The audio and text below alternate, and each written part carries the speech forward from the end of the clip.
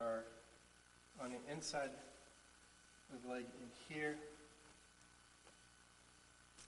and you have some outside ones more important up here. There's a point down here called the triple yin because there's 3 yin meridians that come up here. And spleen 6 is the major point that we'll be working against. The way to visualize where it is, if you take your opponent's hand width, and because he and I are about the same size, if I put this, so this is down here, and wrap this around, right there is where to locate that point. The point can actually be struck 3 ways. It can be struck up, out, or down.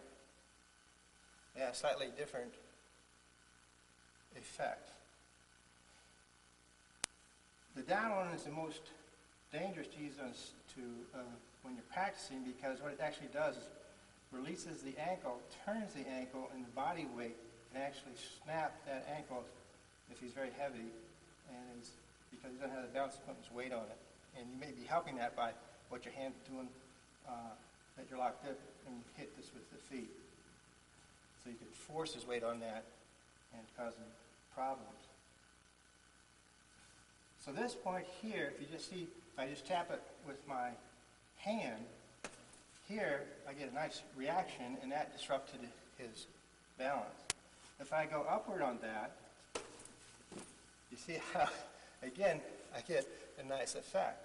And that, when we're kicking these, again, up here I'd be kicking upward against that, and so I get that nice upward direction.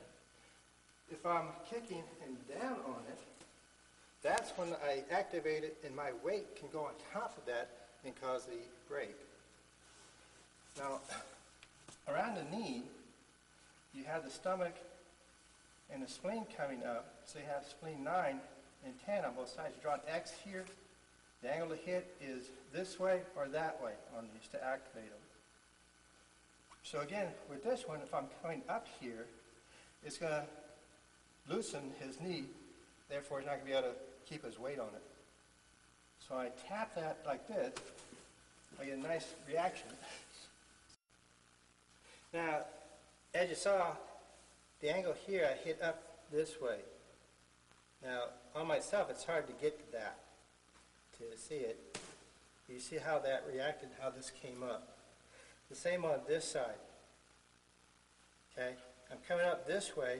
When I kick, I can do this or this, either come up here or down here. If I'm doing this, you see how that kind of jerk reaction. So it's coming down across. Again, you can do it to yourself by just tapping like that, and you get a nice reaction. Or here, you tap this way, and you see how that, again, releases the ankle. Very similar to when I tap this downward.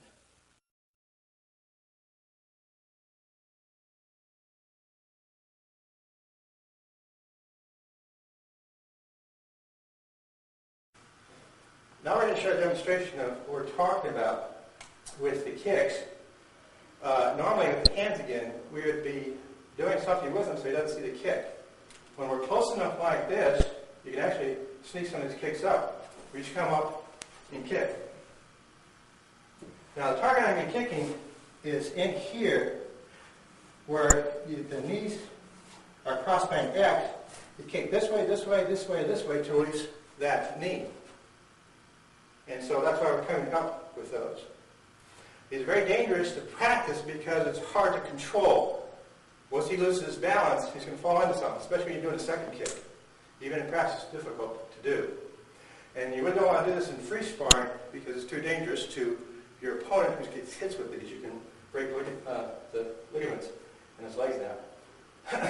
If he doesn't have his hands up, you're still doing this to get his attention so he doesn't see that coming. See, from here, it depends on which leg I'm going to kick. And this time, he stepped toward my center. Okay? So we're going to go for that leg, which is blocked by this one, my path. I can just hit this one up here, like that. Okay? If he stepped wide with this, step this to the outside, and because now he's going to center this punch in here. Okay?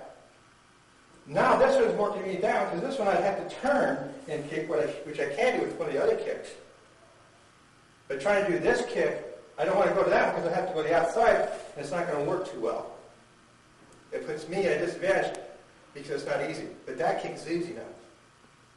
Again, I can, because he's got me here and coming with this one, okay, that's where these come in. You know, so I went out with this one and down with this one. I could have gone out with this one too, depending on the timing. And then down, because he's one way. Okay?